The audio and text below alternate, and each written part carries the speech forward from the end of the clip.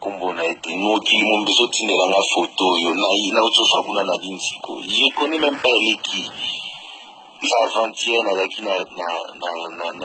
hôtel na restaurant hôtel na garçon ya Kolo Gospel TV à France, c'est un Martiniquais et puis président ya Birida, donc on dirait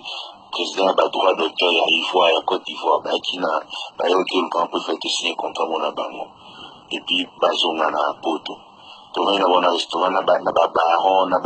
na journaliste moko Gabon na artiste moko mwasi moko yembaka na Gabon wa alors bato bandomona baserveuse bagabonnaise oka balinga misilangi bazwakakaka na bafoto je baye na petit frère na ye awo namoni ye métisse bakaisaka gabonaise petit frère avandi ye akangi biso foto epuis avandi petit frère nakangi biso foto moto akangi foto petit frère na ye epuis bakie na bango epuis donc babando okaka na bafoto à tout moment